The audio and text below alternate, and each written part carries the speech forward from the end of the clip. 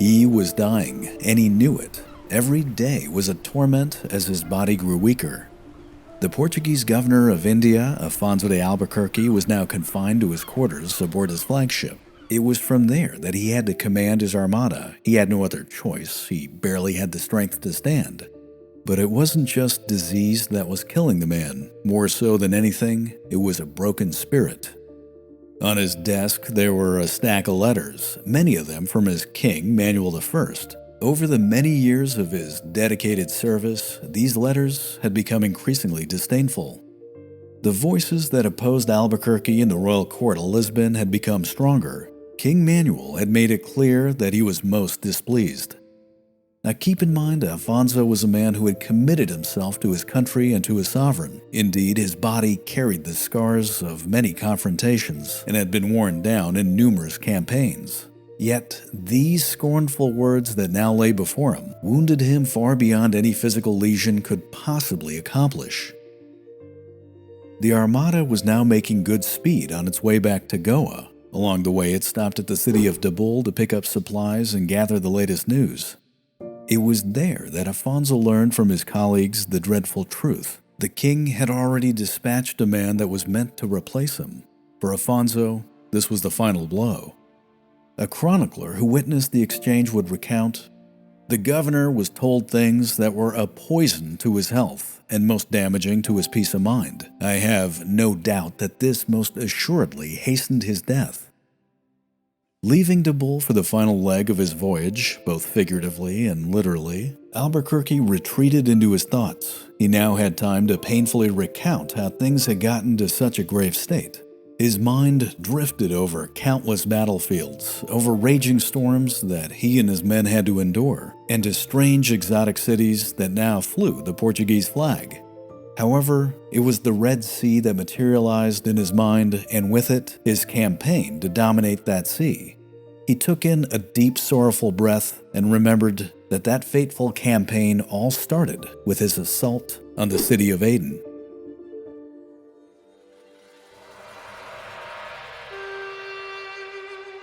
The Arabs had a name for the entrance to the Red Sea. They called it the Bab el-Mandeb, which meant the Gate of Grief or the Gate of Lamentation. There was, of course, good reason for this. The 1,400-mile-long body of water was both inhospitable and menacing. It thrust like a sword, dividing the treacherous arid lands of Arabia and North Africa.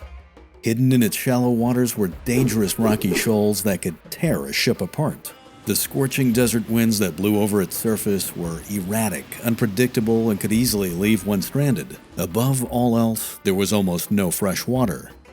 The Red Sea was a suffocating oven, a death trap to the unprepared or the inexperienced. But that all said, it was also the gateway into which the spice flowed. That dangerous path was offset by the immense potential for wealth. It was, after all, what made the Mamluk Sultanate, and by proxy, the Republic of Venice, insanely rich. Now located near the entrance to the Red Sea was the fortress city of Aden. It was here, on March 26, 1513, that Afonso de Albuquerque and his armada lay in wait just off the coast. The city itself was located in the caldera of an extinct volcano. One side of the volcanic rim had eroded into the sea. The rest of the rim provided a natural defense, which had 9 jagged peaks, each of which was capped with a formidable fortress. There were no trees or grass, only barren rock and sand, which were consistently blasted by an intense desert wind. It was said that sometimes years would pass without any rain. Yet despite the lack of fresh water, the city was still impressive. Its vast buildings and minarets glistened in the heat of the pre-dawn, and in its crescent-shaped harbor, a multitude of ships lay at anchor. The governor of the city, Amir Mirzan, sent out a delegate to figure out what these new arrivals wanted. Albuquerque, through his experiences, however, had grown very wary of negotiation. Thus, Afonso got right to the point. He stated that he was on his way to Jeddah and then onwards to Suez to destroy the Mamluk Armada. All Aden had to do was simply open up its gates and be accommodating. This was, of course, something that Amir Mirzan could never truly agree to, but that really didn't matter because the Portuguese commander had already decided that an assault on the city was his only option.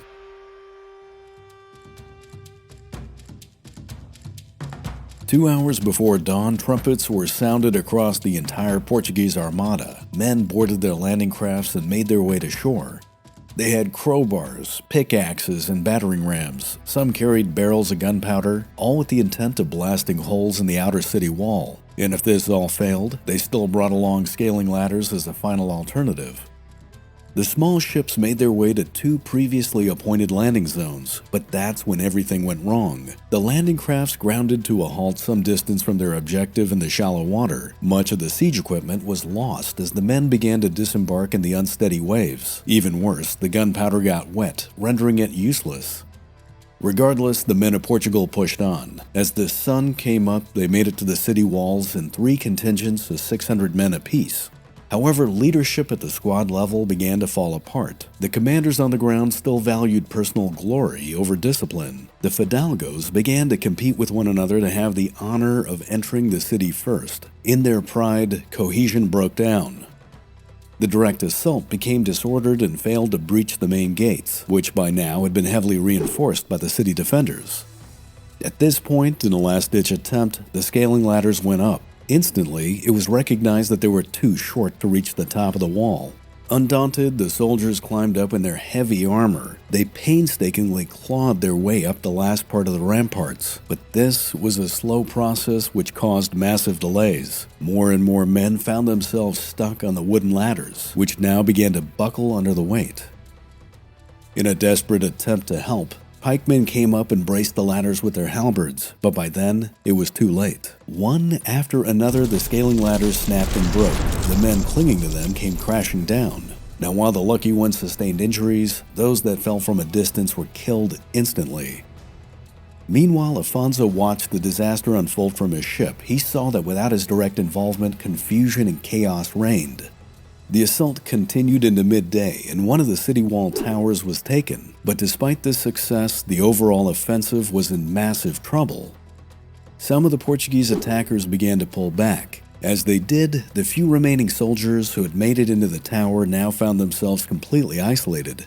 Some who wanted personal glory and decided there was no other option decided to jump down from the tower into the city only to be skewered alive by the defending garrison. Their countrymen could only watch on, either with a sense of horror or with a sense of pride. Suddenly, an explosion went off and a hole was blasted open in the city wall, an entrance at last. But then, the commander at the breach refused to launch an attack, simply for the fact that he would not be credited for being the first to enter the city. Seeing this hesitation in their opponents, the defenders of Aden counterattacked with a vengeance. The men in the tower were quickly dispatched. The bearer of the flag of Portugal fell dead, his head pierced with an arrow. Before long, the city walls were retaken by the defenders, and then a row of severed Portuguese heads were mounted from spears from the battlements. Looking on from a distance, Afonso knew he had lost the initiative. There was nothing left for him to do but limit his losses and retreat.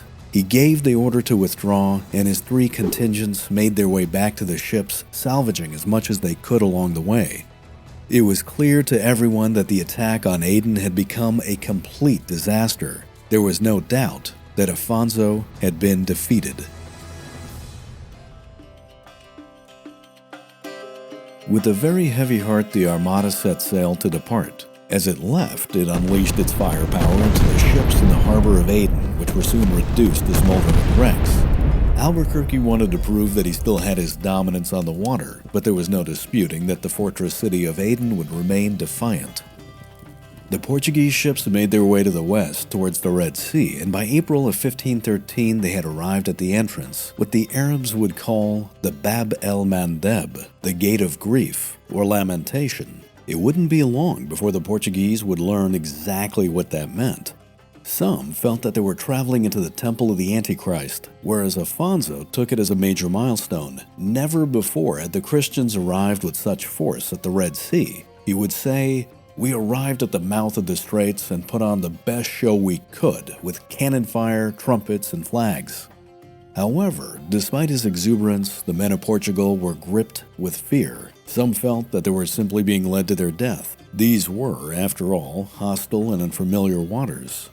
With some degree of trepidation, the Armada made its way cautiously up the Red Sea, only traveling during the day to avoid unknown shoals. As they made their way, they noticed that the fierce storms of the Indian Ocean had now been replaced by the harsh desert winds of Arabia and Africa. It didn't take them long to figure out that this wind was laced with sand that was abrasive to the skin and eyes and at times could make even breathing a challenge. They noticed that the lush vegetation of India had now become barren, arid wilderness. But most of all, they noticed that fresh water was nearly non-existent. 200 miles north of the Bab el-Mandeb, the fleet took anchor at the island of Cameron, where finally water was found.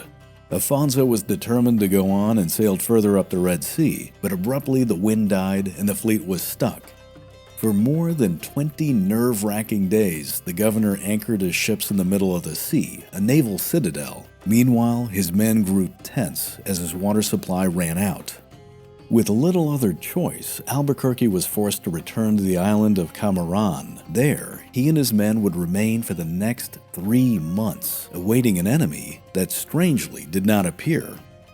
The governor, however, was not idle during his stay on Cameron. Afonso would deploy his men on a massive mission of reconnaissance. Everything they discovered was painstakingly recorded: the climate, the politics, the political affiliation of the local tribes, and even the details on the local flora and fauna would be written down. In this way, Afonso learned the gold mines of Ethiopia, the pearl fisheries of the Arabian coast, and how the traders of spice managed to make their way along the entire sea passage. The few ships that they managed to spot making their way down the Red Sea were immediately captured. Their crews were tortured, interrogated, and then shaken down for any information. Afonso desperately wanted to know more of the Mamluk fleet that was supposedly being built at Suez, and what he discovered was that there was no fleet. His informants, who had by now made it as far as Cairo, had learned that nearly all of the shipments of critical lumber from Lebanon had been intercepted and destroyed by the Knights of St. John. As there was no wood coming into the shipyards, there was thus no opposing armada. Afonso now knew that the Portuguese were not just dominant on this water, they held complete supremacy. The governor contemplated the potential of what he had. In a letter to his king, he would talk about securing the gold trade of Ethiopia, and then suggested a grand campaign where the Kingdom of Portugal would return with massive reinforcements. They would land at the port of Jeddah, march inland on Mecca and Medina, and then onwards to conquer Jerusalem itself. The governor even started to make preparations for this. To the horror of his men, who wanted to leave the inferno of the Red Sea, Afonso contemplated building a fortress at Cameron. But before this could get built, logistics would force Albuquerque's hand. Food began to run extremely thin, water was limited, and then a strange illness gripped his men. A chronicler would describe it as a fever that came on with 2 to 3 fits a day. Men would begin to hemorrhage and cough up blood. When it was all said and done, over 500 men died of this plague, which, by the way, was a third of the expedition. It was clear to all that it was time to go. Thus, the Armada set sail and began to make its way back.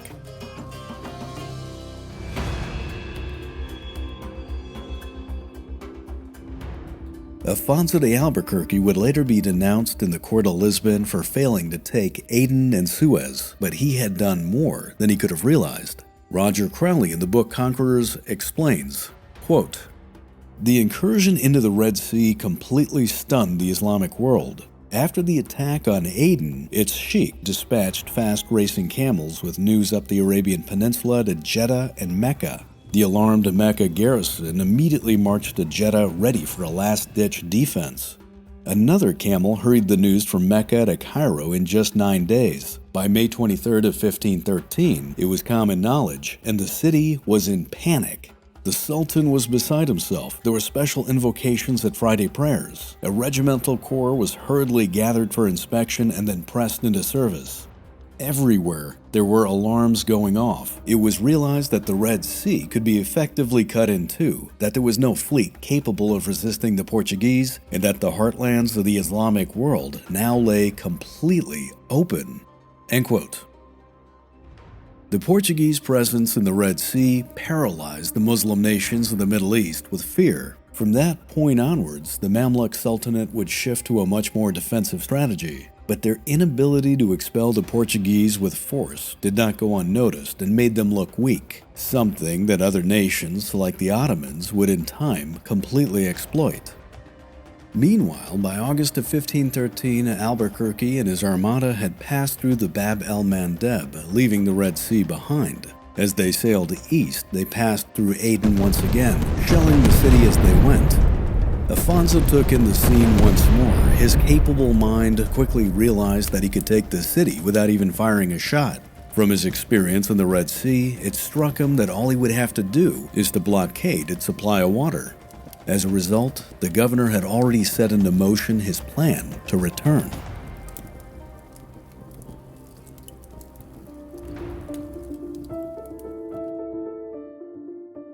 Afonso woke up in a daze of fever. He was drenched in sweat. As he looked around, he recognized that he was in his cabin on board his flagship. It was early December of 1515, and his final voyage was coming to an end. Goa was just a few days away. Once again, he only had the strength to contemplate his life as he was confined to his bed. He thought back with mixed feelings about the aftermath of his Red Sea campaign in late 1513. It still surprised him that it was 2 years prior. He remembered then how his fleet had barely made its way across the Indian Ocean and back to the Malabar coast. As his thoughts went back to that time, he recalled that when he arrived in India, his ships were falling apart. Indeed, one sank on the journey home from the Red Sea. Home. That word home resonated with him. It was now how he felt about Goa, and not so much about Lisbon. Once the Armada was back in port, Albuquerque, at the expense of his own forces, devoted all of his resources to preparing the spice fleet for its journey back to Portugal. Despite Afonso's disfavor in Lisbon, he made it a priority to make the spice flow. He was still as devoted as ever to his king and to his country. However, all the thanks that he seemed to get for his effort were a seemingly endless amount of very demeaning letters from King Manuel and the royal court. That said, by early 1514, the governor had very little left to launch a new campaign. Instead, he focused on reinforcing Portugal's position in India. Throughout that year of 1514, fortresses were updated, men were trained, and envoys were sent to all the local powers to establish a much more secure position. He worked hard during that time to cut down corruption in his own developing bureaucracy and made it a point to prevent prejudice against the local population. Indeed, Afonso continued his prior practice of encouraging intermarriage. Gaspar Carrera, his secretary, would say of him, quote, "The governor would get up before dawn and go with his guard to hear mass. He then rode along with a cane in his hand and a straw hat on his head, and with his soldiers he would tour the shore and the walls to inspect the work that was going on. Thus he saw everything with his own eyes and commanded personally what was to be done. His 4 secretaries trailed after him with paper and ink in hand, so that when he issued orders and dispatches, he could sign them right there on horseback as he went." End quote. The man may have been 60 years old, but he still worked himself to exhaustion. Of course, it was also still a dangerous time for the governor. In the last few months of 1514, there was an attempt on Albuquerque's life. His food was poisoned in a conspiracy that was concocted by one of his own men, a death he narrowly avoided. Undaunted, Afonso continued with his grand strategic vision to bring the Indian Ocean under Portuguese control. By the end of 1514, he had rebuilt his fleet, stocked up ammunition and gunpowder, and had trained his men for another fight. It was early the next year, in 1515, that he was determined to get back to Aden and subjugate the Red Sea. But just as his forces were preparing to get underway, a new opportunity presented itself. It wasn't the Red Sea, but rather the Persian Gulf that would be Albuquerque's next objective.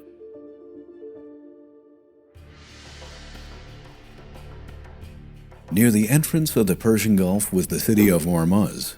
It was a pivotal trading center that dealt not just with spice, but was renowned for its commerce and horses. The city was powerful, opulent, and wealthy. Above all, it was strategically located. Anybody that controlled the city could essentially shut down the Persian Gulf. What's more, it was through its fabled market that the wealth of Persia flowed into the Indian Ocean. Now, for many years, Ormuz had a king, but the real power lay in the hands of the vizier, who kept a very tight leash over his sovereign. Any king of Ormuz that strayed too far out of line was blinded, tortured, imprisoned, and/or, well, killed, though not necessarily in that order. Indeed, the dungeon of the city palace was stocked with a bunch of former kings who were slowly rotting away in their cells. It was even said that sometimes the current incumbent was given a tour of the dungeon as a warning. As a result, the king lived in a perpetual state of dread of his vizier. It was, to say the least, an unstable situation that someone would take advantage of. Afonso de Albuquerque had been to the Persian Gulf 8 years prior. During that time, he had conducted a savage campaign of conquest. He briefly held the city of Ormuz, but discontent amongst his men made his hold untenable. In 1507, he was forced to retreat, but he vowed to return. He simply needed an opportunity to present itself. By 1515, Afonso learned that there had been a revolution in the city. A new vizier named Rais Nur ad-Din had come to power and had placed a puppet king named Turin Shah on the throne. However, the vizier had a nephew named Rais Hammad, who was even more ruthless and definitively anti-Portuguese. Rais Hammad staged his own coup and then had both the king and the vizier imprisoned. For the governor, this was going to be definitively bad for business. Afonso wasn't going to take any chances with his new ruler, and so he brought together 27 ships, 1,700 men, and 700 Indian mercenaries. His armada left Goa in February of 1515. Abandoning his plan for the conquest of the Red Sea and the city of Aden, he diverted to the Persian Gulf and arrived at Ormuz by mid-March. The inhabitants of the city awoke that morning with a vast Portuguese force staring them down.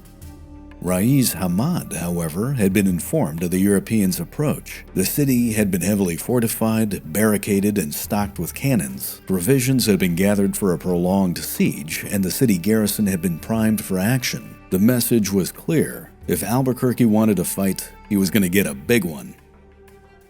The governor took in the tactical situation and saw that a direct assault on the city would have been a prolonged, bloody affair. So instead, he opted for diplomacy. First and foremost, Albuquerque refused to talk directly with Rais Hammad, insisting that he would only talk with the true king. Thus, Turin Shah was brought forth from his imprisonment and paraded out to meet the Portuguese.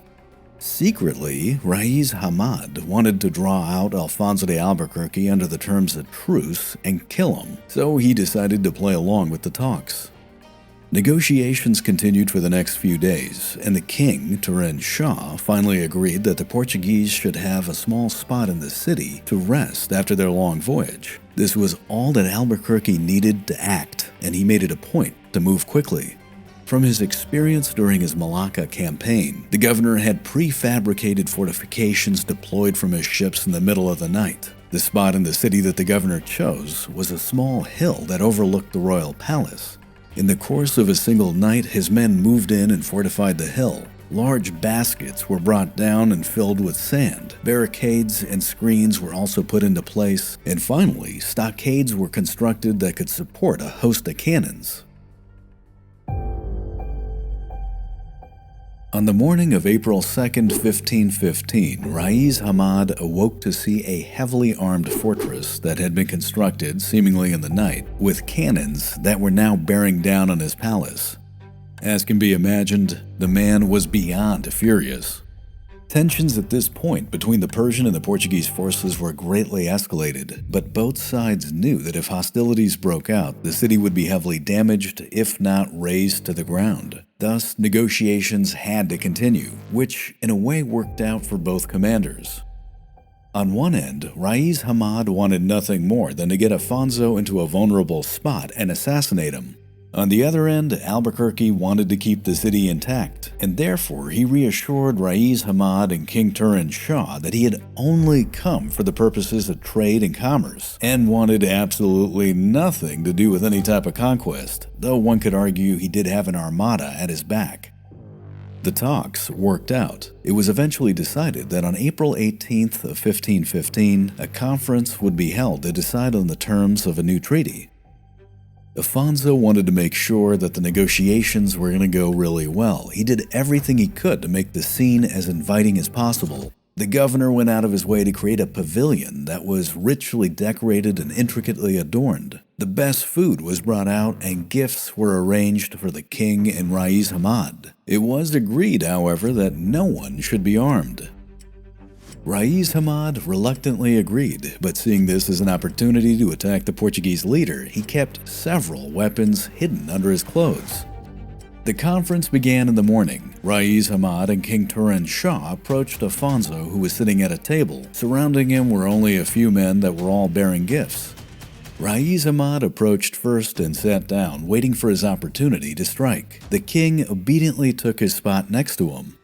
The governor reached out his hand in a gesture of greeting, and Rais Hammad did likewise. The two men shook hands. But then, suddenly, Afonso quickly reached out and grabbed Rais Hammad's wrist and swiftly pulled him closer. With his other hand, Afonso pulled out a concealed dagger and with all his strength, plunged it into Hammad's chest. As he did so, he yelled out to his men, "Take him," who in turn dropped their gifts to uncover the swords that they had hidden behind them. These men lunged forward and stabbed Rais Hammad so violently that their weapons entirely pierced through the man. He was killed instantly. King Turan Shah, who was still holding a cup in his hand and clearly had no idea what just happened, was immediately doused with blood. The garrison in the city, who saw this attack, rushed in to help, but by then it was too late. Portuguese and Indian soldiers appeared from their well-camouflaged positions and surrounded the governor. In a matter of a few minutes, it was all over. Rais Hammad was clearly dead. Portuguese soldiers had moved in. Afonso had a fortress with cannons trained on the city, and King Turan Shah was in his possession.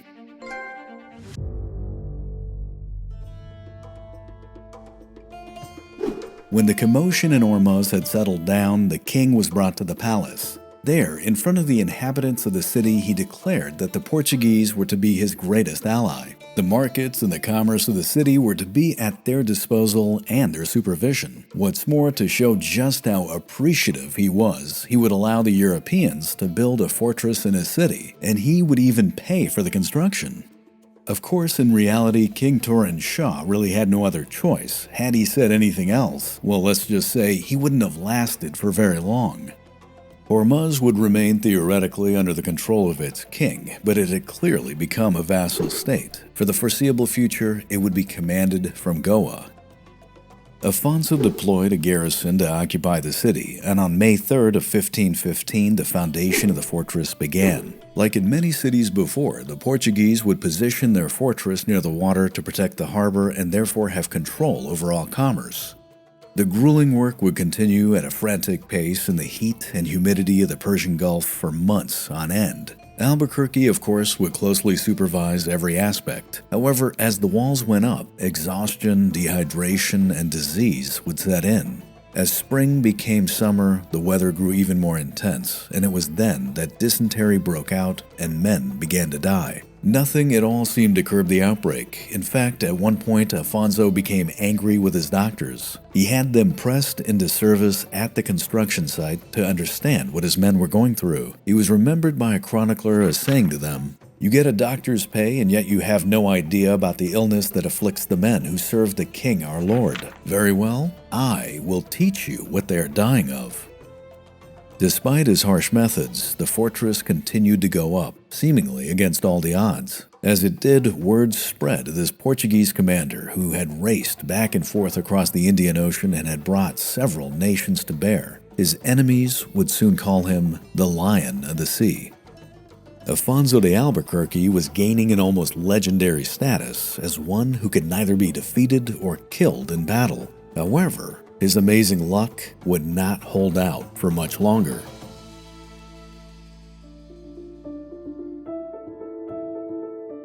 In August of 1515, as construction on the fortress continued, the governor began to have fevers. Within a few days, he started to lose his strength. Like many of his men, Afonso had become infected. It soon became known to all that he had dysentery.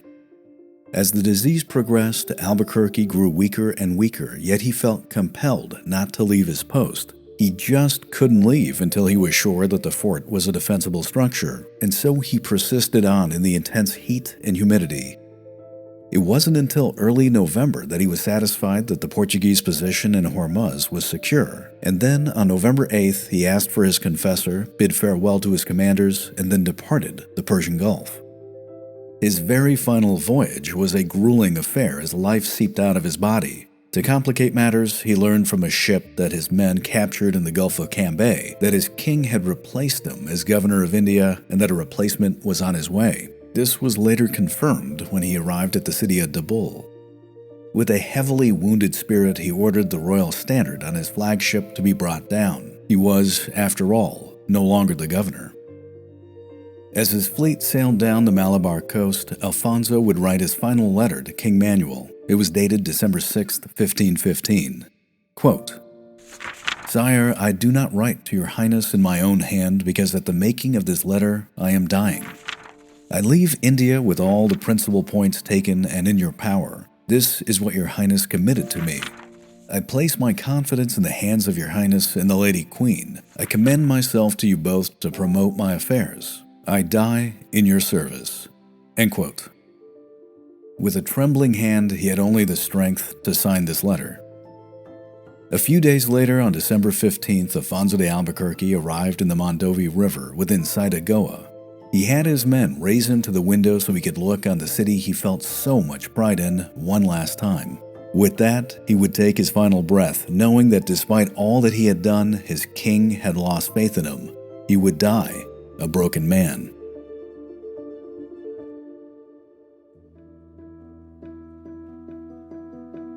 Early the next year, in March of 1516, 3 months after Afonso had died, a fleet arrived in Goa from Lisbon.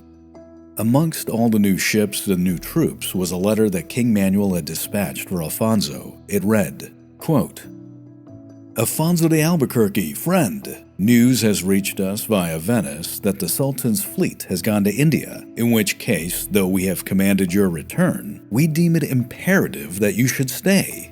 From the experience we have had of you and of your service, and the victory which our Lord has always given you, we feel it would be of the greatest comfort to know we have you there. We rely wholly upon you, and if you execute these, our commands, we shall feel as much at rest as though we could attend to them in person." End quote.